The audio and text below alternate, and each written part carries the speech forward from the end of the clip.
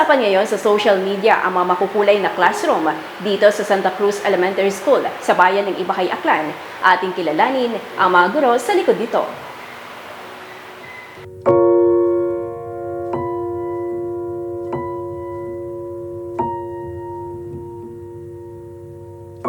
Sa tuwing naririnig natin ang salitang silid-aralan, madalas ay iisa lamang ang larawang nabubuo sa ating isipan. Isang simpleng silid, may mga upuan na magkakahilerang nakahanay. May pisarang ginagamit ng guro sa pagtuturo at may mga estudyanteng tahimik na nakikinig habang nagsisimula ang klase. Sa bayan ng Ibakay, Aklan, may isang paaralan na nagpapatunay na ang simpleng silid-aralan ay maaaring maging higit pa. Naging usap-usapan ito hindi lamang sa kanilang komunidad, kundi maging sa social media. Ito ang Santa Cruz Elementary School. Isa sa pinakamaraming nakuhang atensyon ay ang tinatawag na purple classroom. Sa pagpasok pa lang sa silid, agad mapapansin ang pagkakaisa ng bawat detalye. Mula sa mga kortina, sa mga nakadikit na learning materials, sa mga dekorasyong nakasabit sa dingding, hanggang sa mga simpleng kagamitang makikita sa loob. Halos bawat sulok ay nagpapakita ng iisang tema. At dahil dito marami ang namangha, marami ang humanga, at marami rin ang nagtanong, paano nga ba nabuo ang isang silid-aralang tulad nito? Sa likod ng Purple Classroom ay si Teacher Maria Nina Ambito, isang gurong katulad ng marami na araw-araw na humaharap sa hamon ng pagtuturo. Ngunit higit pa sa pagtuturo ang nais niyang maibigay sa kanyang mga estudyante. Nais niya makalika ng isang lugar kung saan magiging komportable ang mga bata. Isang lugar na kanilang aabangan at isang lugar na magbibigay sa kanila ng sigla sa bawat araw na sila'y papasok sa paaralan. So ma'am ro purple abi ko no ma'am ay symbolize imaw it creativity, naga-symbolize imaw it positive. So kung matanaw na ito ma'am akong classroom, may matya naga-create imaw it calm, manami ro learning environment, matsa manami baga ma'am sa mata. Dahil karon hay matya nagatao man imaw it inspired sa mga unga, no? Nga matya naila ba sa nabagto kada adlaw dahil kung manami ang kwarto ma'am may ina man ro interest ito nga mag-agto sa eskwelahan, kumbaga nagatao ka kanat inspiration. Gusto ko nga ma-feel nanda nga sandahay valued gid nga mayad ka kun dahil do mga unga nga ma'am hay iya sa eskwelahan ni aton man ron nga mga unga matsakitaon anda nga pangaywa nga nanay. So gusto ko ma-feel man it mga unga nga matsa mga unga kun sanda. So do yun ma'am. Nakakatuwang isipin na hindi naman talaga purple ang kanyang paboritong kulay. Ngunit minsan, ang pinakamagandang idea ay nagsisimula sa mga hindi inaasahang inspirasyon. Sa kanyang kwento, isang student intern ang naging dahilan upang subukan niya ang kulay na ito. At mula sa simpleng idea, unti-unting nabuo ang isang konseptong kalaunan ay hahangaan na maraming tao. Mga nagtaliwan nga dagon ay color red gid ako. Dahil color red is my favorite color. No, so haraya nga dag-on sa akon nga pagturo sa 17 years ng teaching in hay karang gid ako nagbag-oit color. No, dahil ra ma'am sa akon nga student intern.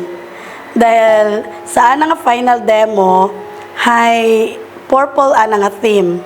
So dahil red akon nga cortina ay gusto ko nga i-purple imaw tanan.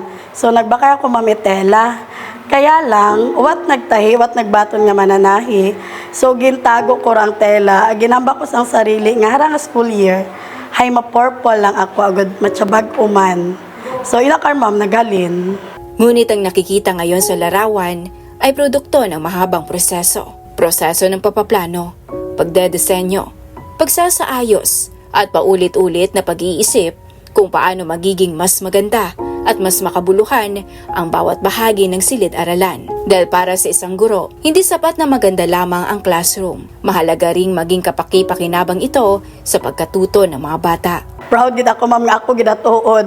Oo, buwa man abi ako ma'am nga tiyaga, matsabukon bakot kampante magsalig sa mga ano. Pero ro pag paint ma'am may ako maguman kon. Sanda ro nagpaint pero ro kung makita nyo ma'am akong nga classroom mo, kaya kahit makita nga mamahawin nga gamit, no? Kung tanawon malang nimo yung mga aparador nga ma'am, mga gintao malang it mga dating teachers iya mga bangko nga mamay sa mga stock room malang na kun pamuukan da din bago ba ako iya ma'am 3 years pa nga ako iya so gusto na kon nga magamit imaw ay kaya ginobrahan ko paraan nga bede pat agali magamit it mga unga so doon ma'am. Ngunit hindi lamang purple classroom ang nagbibigay kulay sa Santa Cruz Elementary School. Sa pag-ikot sa buong paaralan, mapapansin na tila may sariling personalidad ang bawat silid-aralan. May blue room ni Teacher Leia May Mag-apan, tahimik at maaliwalas. May pink room ni Teacher Mel Ann Fernandez, masigla at puno ng buhay. May green room ni Ma'am Geraldine Tapar, nakapagbibigay ng pakiramdam ng kapanatagan at paglago. At may yellow room ni Ma'am Claire Fernandez, matingkad at puno ng enerhiya. Ayon kay School Head Teacher 3, Rosebella Fernandez, buong suporta ang kanyang ibinibigay sa mga gurong nais magpakita ng kanilang pagkamalikhain. Hindi niya sila nilimitahan. Hindi niya sila pinigilan. Sa halip, binigyan niya sila ng kalayaan upang maisakatuparan ang kanilang mga ideya. Sapagat para sa kanya, ang mga ganitong inisyatiba ay patunay ng dedikasyon ng mga guro sa kanilang propesyon. Patunay na handa silang magbigay ng higit pa sa inaasahan upang mapabuti ang karanasan ng kanilang mga estudyante. Isip kami na maskin anong mangyari, kailangang maging masadya. Pero pag sud it amon nga learners, sa among eskwelahan sa Santa Cruz Elementary School sa Ibahay, Aklan, para learners ay hindi gang maging atraktibo sa sugod it klase para maging mahugod sanda sa andang pag-eskwela. Agra akon ginang ginapasalamatan sa akong mga maestra, sandaron hay manami, gakagasugot kami iya, mabinuligon ka di sala, lahat problema nimo, problema namon tanan. Go gida kami mga madams, no? Akong pagpintura sa mga kwarto, kanya-kanyang diskarte, kanya-kanyang hugod, kanya-kanyang hugot sa busa. Mapara-paraan, kay alining ubrahon, kay magpero na akong gid akin yung ginahambal nga, matsa, wagid ang nga may donasyon sa nga ginpangayo. Dahil sandaron, syempre nakabaton makamit mga bonus-bonus, honos gid na natabo. Samba na akong sa akong mga maestra, hindi gid naton pagkalipatan, hindi naton pag aywanan. Ro tradisyon nga Santa Cruz Elementary School is a beautiful school. The home of the Atoms Awardee, ag naging awardee man kami at most beautiful school for 5 years successive in a decade sa pa ni Sir Gomez. Oo, amon nga, Division Superintendent. So, sa mga brigada, hindi man iba sa mga nagapagamati ng mga schools nga kami man, hindi kita maaywan. Una, gilata kami. So, bugal, gitanakon, nga kami taga Santa Cruz Elementary School sa gihapon. Kapasagamat ako sa mga stakeholders nga nagabulig, pero lalo na sa ako mga teachers. Masaligan, mahugod, mga maagam. Dahil abo sa ako mga maestra is master teacher. Agramong learners, di kita kami maulihi. Wa kamit mga dropouts, hamaan. Siguro sa akong mga maestra nga andang pagtatap, sobra pas andang mga pamilya. So, salamat gid sa gapamati. Ako, hay medyo dekadon nga head teacher 3 at Santa Cruz Elementary School sa Ibahay, nga kung baga, hay kakilagaw na kung mga school head. Kilagaw nanda kung sino ako, harama lang si Ma'am Fernandez. Ma'am Rosbelia Salido Fernandez, Santa Cruz Elementary School. So, salamat gid sa inyong pagpamati. Ag salamat man sa inyong kung ano rin yung i-komenta, hay, pasamatan man namon. Salamat sa mga kalibo-kabulit uman, sa pag-adto, sa pagbisita sa mga eskwelahan para ibaligya manakon. Most beautiful school pa rin. Tatak Santa Cruz Elementary School. Sa Santa Cruz Elementary School, may mga gurong piniling tumuon sa kung ano ang kaya nilang gawin. Piniling lumika, piniling mangarap at piniling magbigay ng kulay sa mundong ginagalawan ng kanilang mga estudyante. Dahil para sa kanila, ang edukasyon ay hindi lamang tungkol sa mga leksyon, hindi lamang tungkol sa pagsusulit at marka.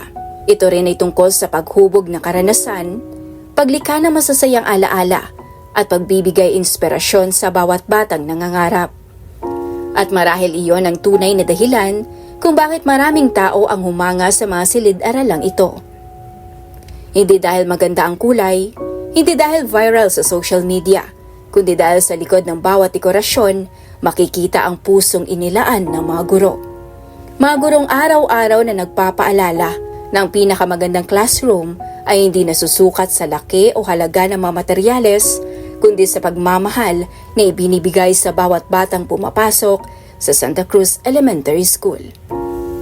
Ako si Ara J. Briones at samahan niyo ako sa susunod na kwento dito sa Kumusta na Aklan.